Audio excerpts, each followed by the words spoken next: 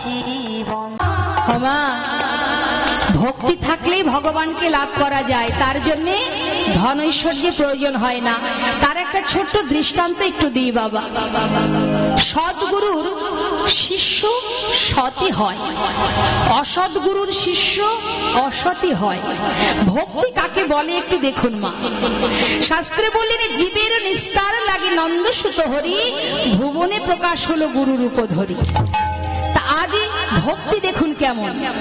গুরুদেব এসেছেন শিষ্য বাড়িতে।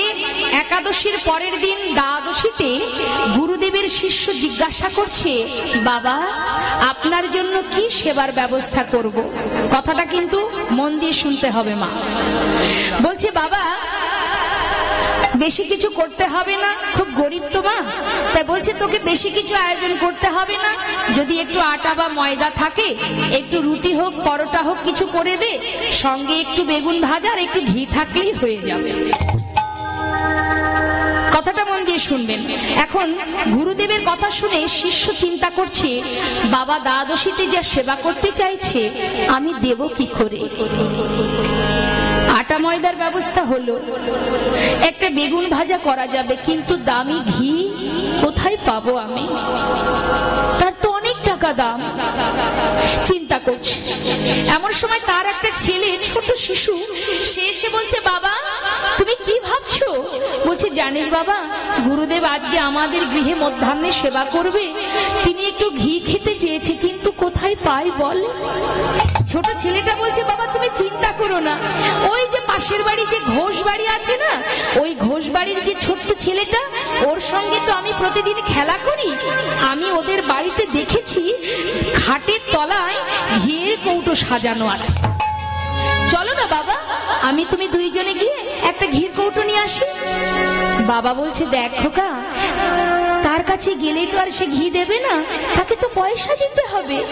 বাবা পয়সা লাগবে না, চলো না গিয়ে চুরি করে নিয়ে আসি। বাবা বলছে, তুই চুরি করবি? চুরি করা মহাপাপ। বাবা ভগবানের জন্য যদি চুরি করি তাতে কোনো পাপ হবে না। বাবা চিন্তা করছে, ছেলে তো ঠিকই বলেছে, ভগবানের সেবার জন্য চুরি করব, আমার তো সামর্থ্য নেই। বেশ চল বাবা, তাহলে কখন যাই? অন্ধকার রাত্রে। এখন শিক্ষিতের ভিতরে ঢুকতে হবে, তার জন্য যা যা যন্ত্রের প্রয়োজন সেগুলো নিয়েছে, একটা দা নিয়েছে, সবকিছু গুছিয়ে দিয়ে গেছে। কোন প্রকারে শিখটা কেটেছে মা। কাটার পরে ছেলে বলছে, বাবা তুমি তো জানো না কোথায় ঘি আছে, তুমি বাইরে থাকো, আমি যাচ্ছি, আমি যাব ঘির কৌটো নিয়ে বেরিয়ে আসবো। ঠিক আছে। এখন ছেলে ভিতরে ঢুকেছে মা। ভিতরে ঢুকে একটা ঘির কৌটো হাতে করে নিয়ে, ছোট মানুষ তো অত তো বুদ্ধি নেই, ঘির কৌটো হাতে পেয়ে চিৎকার করে বলছে, বাবা পেয়েছি, বাবা পেয়েছি। যেই বলেছে বাবা পেয়েছি, আর সেই চিৎকার বাড়ির মালিক শুনতে পেয়েছে। শুনতে পেয়ে ভাবছে, কে যেন ওখান থেকে চলে যাচ্ছে। তাড়াতাড়ি করে তিনি কি করেছে, এসে যখন ছেলেটা বাইরে বেরিয়ে যাবে, কিছুটা বেরিয়েছে, পিছন থেকে পাটা চেপে ধরেছে, পাটা চেপে ধরেছে। আর বাবা বাইরে থেকে বলছে, তাড়াতাড়ি আয়, দেরি করছিস কেন? বাবা আমি যেতে পারছি না, কে যেন আমার পাটা চেপে ধরেছে, তাড়াতাড়ি বেরিয়ে আয় বাবা। বেরোতে পারছে না, বলছে, বাবা আমি আর পারছি না, কে যেন আমাকে ধরে রেখেছে। বাবা তুমি এক কাজ করো, বেশি দেরি করো না, যাতে সবাই আমাকে চিনতে না পারে, তুমি তাড়াতাড়ি তোমার হাতে যে দাটা আছে ওই দা দিয়ে আমার মুন্ডুটা কেটে নিয়ে চলে যাও। পারছে না। কিন্তু লজ্জার ব্যাপার, দিনের আলোয় সবাই যদি দেখতে পায়, বিলম্ব না করে গুরু সেবা দেবে বলে তাড়াতাড়ি করে দা দিয়ে সন্তানের মুন্ডুটা কেটে বনের ভিতরে রেখে সেই ঘির কৌটো নিয়ে বাড়িতে এসেছে। সুন্দর করে রন্ধন করে গুরুদেবের সেবা দিচ্ছে। গুরুদেব বলছে কি রে, সেবা করার সময় সবাই একসঙ্গে বসে সেবা করব, তোরা দুইজনে আছিস, তোর ছেলেটা কোথায়? মনে মনে বলছে গুরুদেব, কেন মনে করে দিলে, মনে করে দিলে, তুমি মনে করে দিলে, কেন মনে করে দিলে, ভুলেছিলাম ভালো ছিল, কেন মনে করে দিলে, ভুলেছিলাম ভালো ছিল, কেন মনে করে দিলে। কি হয়েছে আমায় খুলে বল বাবা। আপনাকে সেবা দেওয়ার জন্য কোথাও কিছু না পেয়ে অবশেষে চুরি করতে গিয়ে ধরা পড়ে নিজের সন্তানের মুন্ডটা কেটে আমি বনে রেখে এসেছি। কি বললি? তাড়াতাড়ি নিয়ে আয়, নিয়ে আয়, তোর সন্তানের মুন্ডটা নিয়ে আয়। সেই মুন্ডটা নিয়ে যখন এসেছি, এদিকে দিনের আলোয় সবাই চিন্তা করছে সেই কাটা দেহটা দেখে যে কার সন্তান, কে করেছে এমন কাজ। লোকে লোকারণ্য। গুরুদেব সেই কাটা মুন্ডটা নিয়ে সেই দেহের পাশে এসে মুন্ডটা একত্রিত করে প্রভুকে স্মরণ করে বলছে, হে দয়াময়, যদি আমি সৎগুরু হয়ে থাকি, আমার শিষ্য যদি সৎ হয়ে থাকে, এতদিনের ভজন আমার সেটা আমি বিফলে যেতে দেব না। আমি তার অঙ্গে গঙ্গার জল ছিটাবো, তুমি তার প্রাণ ফিরিয়ে দেবে। পুনরায় সেই সন্তান প্রাণ ফিরে পায়। এই হচ্ছে সদ্গুরু, এই হলো ভক্তি মা। ভক্তি ছাড়া ভগবানকে লাভ করা যায় না। আর অসৎ গুরু তার অসৎ শিষ্যই হয়। এর মধ্যেই বলি, গুরু এসেছে শিষ্যর বাড়িতে। এখন শিষ্যের বাড়িতে শিষ্য একটা বেগুন গাছ লাগিয়েছে। বেগুন গাছে একটা বেগুন হয়েছে। এখন তার গিন্নি বলছে, হ্যাঁ গো, কত সুন্দর বেগুন হয়েছে, একদিন বেগুনটা তুলে ভেজে তো আমরা তিনজনে খেতে পারি। তা বলছে আর একটু বড় হোক, একসঙ্গে বেশি করে, একটু বড় হলে খাওয়া যাবে। ভালো কথা। এখন হঠাৎ গুরুদেব এসে উপস্থিত। আসবা মাত্রই সেই বেগুন গাছে চোখ গেছে। যেই না বেগুনটা দেখেছে, ঘরে বসবা মাত্রই বলছে, গুরুদেব কি আপনার জন্য সেবার ব্যবস্থা হবে? গুরুদেব বলছে, যা করবি কর বাবা। আসবার সময় তোর ঘরে সামনে দেখলাম একটা বেগুন গাছে বেগুন হয়েছে, তা যা করবি কর, তার সঙ্গে বেগুনটা ভেজে দিস। শিষ্য চিন্তা করছে, হায় হায়, কত স্বাদ করে বেগুন গাছটার বেগুনটা রেখেছি, তিনজনে মিলে খাবো। সেই দিকে গুরুদেবের নজর চলে গেল। এত কিছু থাকতে বেগুনে নজর, যেভাবেই হোক বেগুনটাকে বাঁচাতে হবে। তাড়াতাড়ি করে ভিতরে ঘরে গিয়ে গিন্নিকে বলছে, হ্যাঁ গো, ওই বেগুনে নজর গেছে গুরুদেবের, কি করা যায়? বলছে, শোনো, আরো যা যা রান্না হচ্ছে তাতে আরো পরিমাণটা বাড়িয়ে দাও, আরো অনেকগুলো ভাগে বাড়িয়ে দাও। তা কি কি পদ বাড়াতে হবে?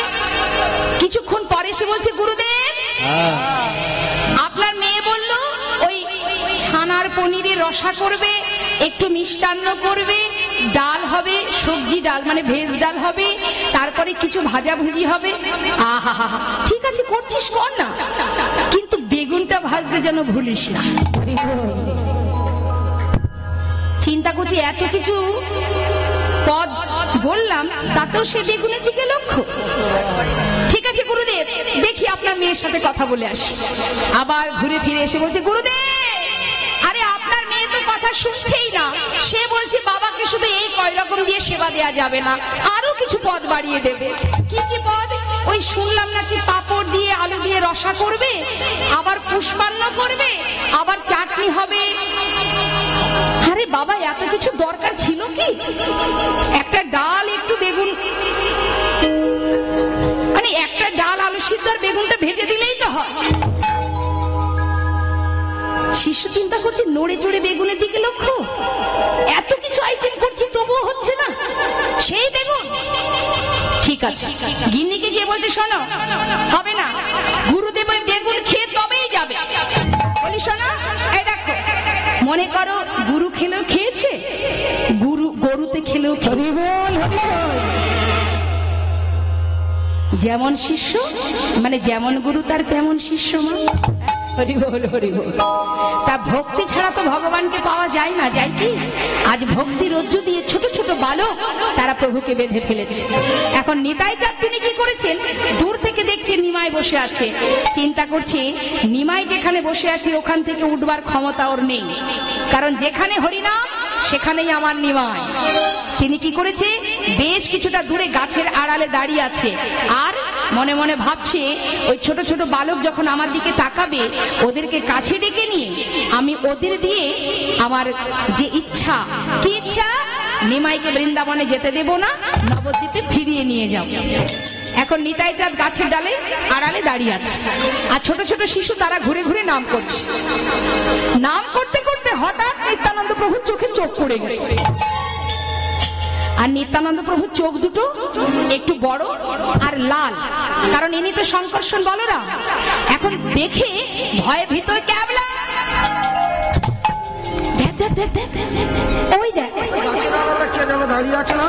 এই একটা আগুন জ্বালা মানুষ, আবার গাছের আড়ে ওই দেখ আর একটা আগুন জ্বালা মানুষ, আবার বড় বড় চোখ। আমার মনে হয় এই মানুষটা ভালো, কিন্তু ওই মানুষটা মোটেও ভালো নয়। আরে বিড়বিড়ে বলছে, আমার মনে হয় কি জানিস, ছেলে ধরায় এসেছে, ছেলে ধরায় এসেছে, ধরে নিয়ে যাবে বলে ছেলে ধরায় এসেছে, ধরে নিয়ে যাবে বলে ছেলে ধরায় এসেছে। ঠিক ছেলে ধরা। আমরা বলি না আমাদের বাচ্চাদের, বাবা দিনের বেলা রাস্তায় যাবি না, কেন? ছেলে ধরা ধরে নিয়ে যাবে। এখন ওরাও জানে যে ছেলে ধরা, বলছে ওই দেখ ইশারা করে ডাকছে, মানে নিত্যানন্দ প্রভু ডাকছে, তো কাছে ডাকছে, আর ওরা ভয়ে বলছে ক্যাবলা যা, যাবি না? এই তুই যা। না বাবা আমিও যাবো না। এই যা। আমারও ভয় পাচ্ছে। ক্যাবলা বলছে আমি যাব না, আমার মায়ের একমাত্র ছেলে, আমি ধরে নিয়ে গেলে মা কাঁদবে না? বলছি বাবা নাম ক্যাবলা হলে কি হবে, বুদ্ধির বেলায় 16 আনা আছে। বলছে যাবি না? না। এখন মাঝখানে একজন আছে যার নাম নিধিরাম সর্দার, কথা আছে না, ঢাল নেই তরোয়াল নেই, নিধিরাম সর্দার। এখন নিধিরাম বলছে কাউকে যেতে হবে না, একটা কাজ কর, আমাদের গলায় যে গামছাগুলো আছে না, সবার গামছা একটার সঙ্গে আরেকটা ভালো করে বাঁধ।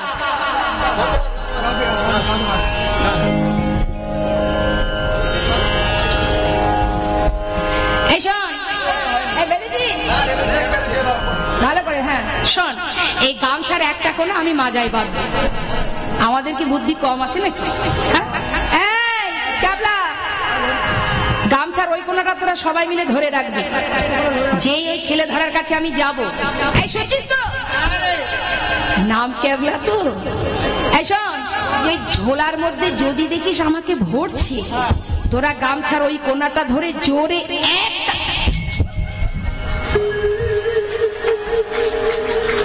একটা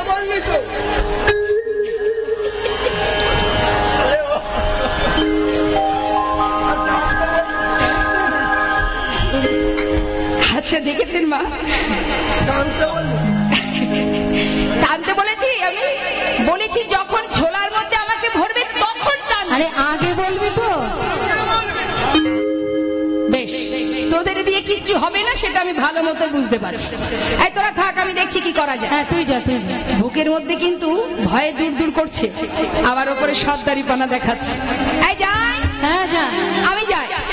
কেমন ভাবে যাচ্ছে মা, ভয়ে ভয়ে এক পা দু পা চলল নিধিরা, ভয়ে ভয়ে এক পা দু পা চলল নিধিরা, ভয়ে ভয়ে এক পা দু পা চলল নিধিরা, ভয়ে ভয়ে যাচ্ছে, কিন্তু কিভাবে? ভয়ে এক পা এগোই দুই পাপে, ভয়ে এক পা এগোই দুই পাপে, ভয়ে একবার এগোই দুই পাপে, ভয়ে এক পা এগোই দুই পাপে, টাকায় ডাইনে টাকায় ভাই, ভয়ে ভয়ে এক পা দু পা চলল নিধিরা, ভয়ে ভয়ে এক পা দু পা চলল নিধিরা। যেই না কাছে এসেছে, নিত্যানন্দ প্রভু কি করেছে?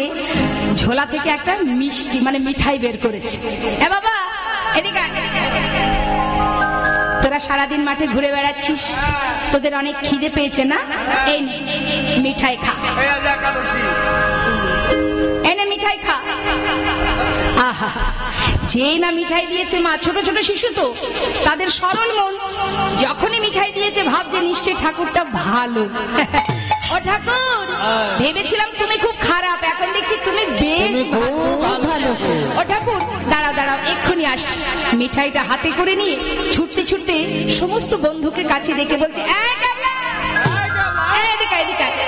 দেখ দেখ, এই ঠাকুরটা তো ভালো, আদর করেছে, ঠিক আছে, কিন্তু এই ঠাকুরের থেকে ওই ঠাকুরটা না বেশি ভালো। আরে এই ঠাকুর তো শুধু আদর করেছে, খেতে তো দেয়নি, আর ওই ঠাকুর আদরও করেছে, আবার মিঠাই খেতে দিয়েছে। যেই না দেখেছে মিঠাই হাতে, ছোট ছোট শিশু তারা সবাই গৌরহরিকে ফেলে রেখে সবাই নিতাই চাঁদের কাছে গিয়ে উপস্থিত। নিত্যানন্দ প্রভুর কাছে এসে বলছে, ও ঠাকুর তুমি তো এত ভালো, কিন্তু তোমার ওই ঝোলাটা কিসের গো? ও তোরা ঝোলা দেখে ভয় পেয়েছিস? শোন বাবা, এটা ভয়ের কিছু নেই, এই ঝোলাটা হলো সিদ্ধি ঝোলা। ও ঠাকুর তুমি কি সিদ্ধি খাও? আরে না, সে সিদ্ধি নয়, মানে এই ঝোলা, এই ঝোলার কাছে যে যা চায় সে তাই পায়। ও আচ্ছা, জাদু ঝোলা। হ্যাঁ, জাদু ঝোলা। সরল মন তো মা, বলছে যা চাই তাই পায়, তার মানে জাদু ঝোলা। বল তোরা কি খাবি? যা চাইবি আমি তোদের তাই দেব। ছোট ছোট শিশু বলছি, তোমার ঝোলার কাছে যা চাইবো তাই পাবো? হ্যাঁ, যা চাইবি তাই পাবি, বল কি নিবি? তোরা সারাদিন মাঠে খেলা করছিস, খিদে তো নিশ্চয়ই পেয়েছিস, বল কি খাবি? ছোট ছোট শিশু বলছে, ঠাকুর আমরা যদি কিছু দেখতে চাই দেখাবে? তোরা খাবি না, দেখবি? আচ্ছা বেশ, বল কি দেখবি? দেখুন মা, তারা বয়সে ছোট হতে পারে, মনটা কত বড় দেখুন, চাওয়াটা কত বড়। তাদের মতো শিশু, তারা তো নানা কিছু খেতে চাইতো, কিচ্ছু না চেয়ে বলছে, ঠাকুর আমরা যেটা দেখতে চাইবো সেটা দেখাবে তো? বল কি দেখবি? জানো ঠাকুর, আমার ঠাকুর দাদা লগদ্বীপে গিয়েছিল, সেখানে গিয়ে না একটা সোনার মানুষ দেখেছে। আজ আমরা সেই সোনার মানুষ যে হরিনামের খেলা করে, আমরা সেই খেলাই করছি। কিন্তু ঠাকুর, এ জীবনে যদি কোনোদিন সেই লগদ্বীপে যেতে না পারি, তাই তোমার ঝোলা থেকে সেই সোনার মানুষটাকে একবার দেখা করি। নিত্যানন্দ প্রভু বুকের মধ্যে জড়িয়ে ধরে বলছে, ভালো, কত বড় মন তোদের, তোরা মানুষ ছোট হতে পারিস। এত কিছু খাওয়ার ছিল, তা না যে তোরা সোনার মানুষ দেখতে চাস। বেশ, দেখাবো বাবা, তোদেরকে সোনার মানুষ আমি দেখাবো, কিন্তু আমার একটা কাজ করে দিবি। বলো ঠাকুর, যে মানুষটা তোদের মাঝখানে বসে হরিনাম শুনছে, ওই মানুষটি যদি তোদের কাছে বৃন্দাবনের পথ জানতে চায়, তোরা বৃন্দাবনের পথটা না দেখিয়ে শান্তিপুরের পথটা দেখিয়ে দিবি বাবা। ও ঠাকুর, তুমি মিথ্যা কথা শেখাচ্ছ। ঠাকুর দাদা বলেছে মিথ্যে কথা বললে পাপ হয়। ঠিকই বলেছে, মিথ্যা কথা বললে পাপ হয়, কিন্তু বাবা আজকের এই উপকারের জন্য যদি কোনো পাপ হয়ে থাকে, আমি কথা দিচ্ছি তোদের সমস্ত পাপ আমি নিয়ে নেব। আমার এইটুকু উপকার করে দে। বেশ, কিন্তু ঠাকুর তোমার কথা আমি রাখবো, কিন্তু আমাদের কথা রাখো, সেই মানুষটাকে দেখাও। ভালো, তোরা তো শিশু, তাই তাকে দেখেও চিনতে পার পারিসনি। শুনবি, দেখবি সেই মানুষটাকে, যে মানুষটি তোদের মাঝখানে বসে হরিনাম শ্রবণ করছে, যাকে ঘিরে তোরা সবাই হরিনাম গাইছিস, ওই সেই সোনার মানুষ নদিয়ার চাঁদ সোনার হরিবল হরিবল হরিবল। ছোট ছোট বালক বলছে, ঠাকুর তুমি কত ভালো, আজ যদি তুমি না দেখাতে আমরা কোনোদিন চিনতে পারতাম না। আমরা তোমার চরণে একটু প্রণাম করব।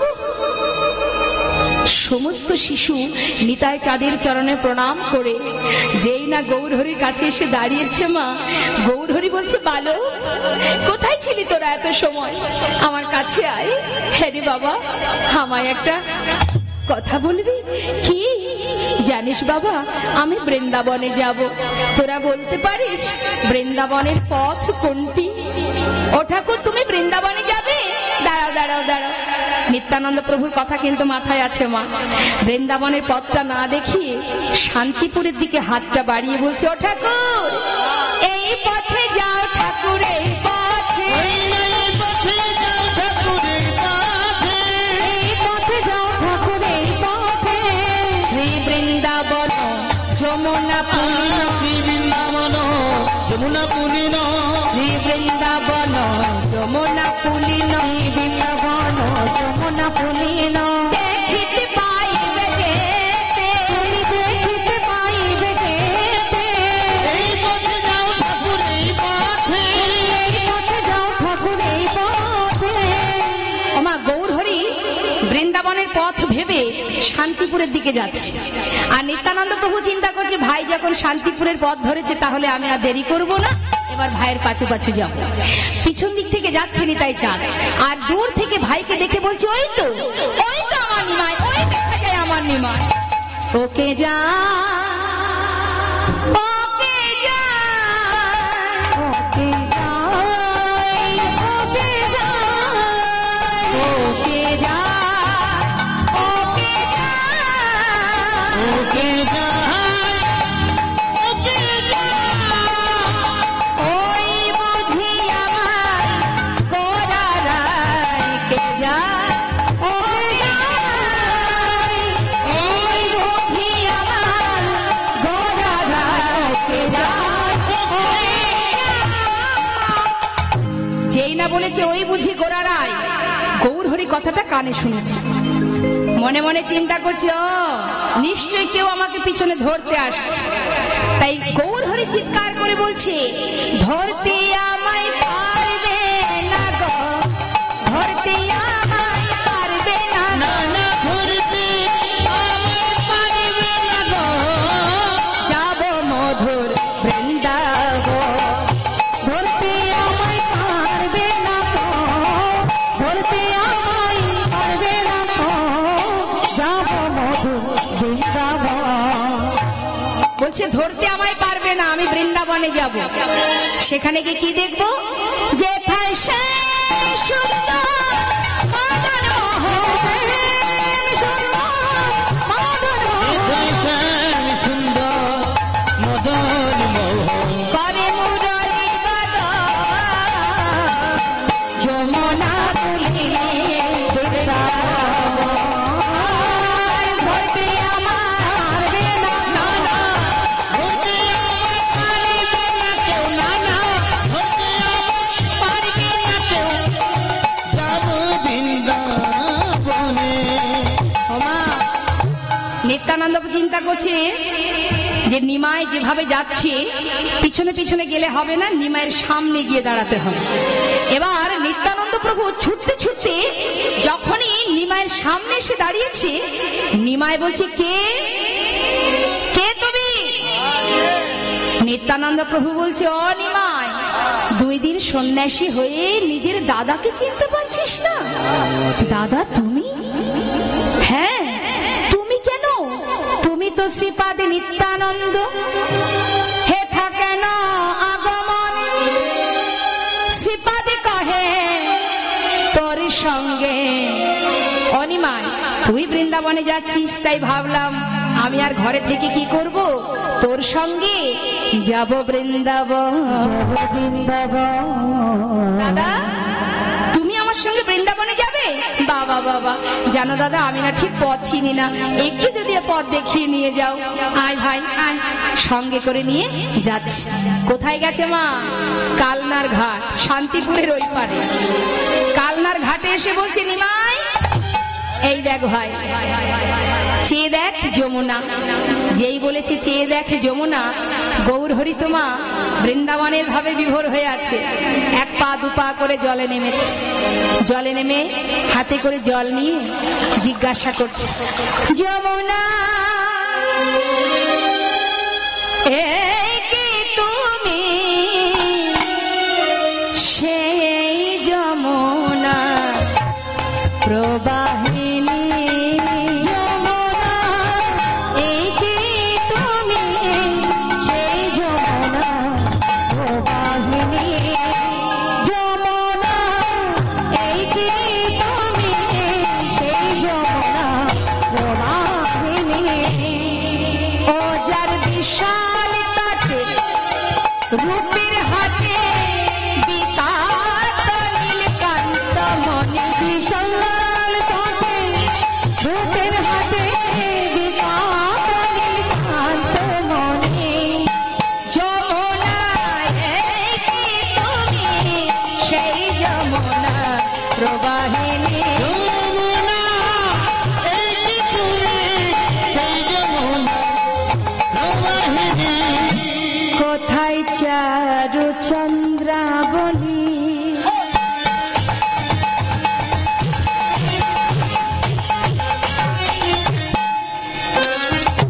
কোথায় বাসে জল কেলি? বলে যমুনা যমুনা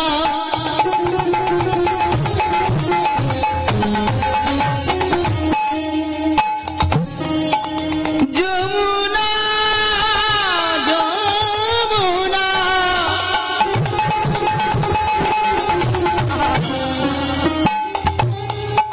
ওরে ও যমুনা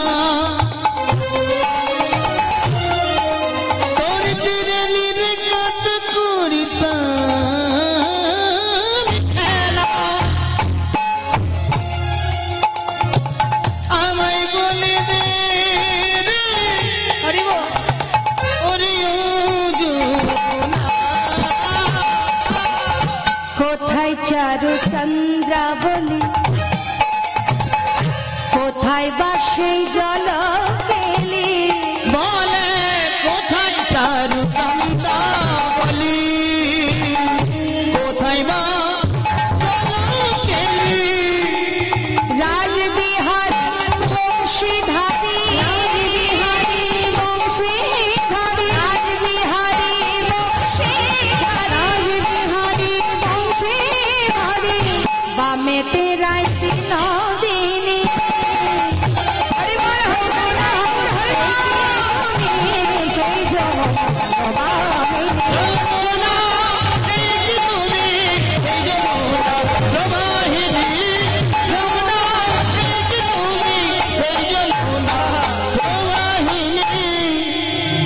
গৌর হরি কি করেছে মা? জলে ডুব দিয়ে বদনটা যে না তুলেছে, দেখছে ওই পারে অদ্বৈত আচার্য প্রভু। তাই না দেখে বলছে, কি তুমি তো অদ্বৈতাচার্য, হেথা কেন আইলা? আমি বৃন্দাবনে যাব, তুমি কেমনে জানি? তুমি কেমনে জানিলা? দেখুন বাবা, স্নান করছে জলে, বলছে অদ্বৈত তুমি কি করে জানলে আমি বৃন্দাবনে যাব, আর তুমি এখানে কি করে এলে? অদ্বৈত আচার্য মনে চিন্তা করছে, হায় হায়, প্রভু স্নান করছে গঙ্গার জলে আর মুখে বলছে যমুনা। নিশ্চয়ই নিত্যানন্দ প্রভু মিথ্যা কথা বলে এনেছে। অদ্বৈত আচার্য মাথা নেড়ে বলছে, ও প্রভু, তুমি যেটাকে যমুনা ভেবেছো সেটা যমুনা নয়, সুরধনী গঙ্গা। আর তুমি যেটাকে বৃন্দাবন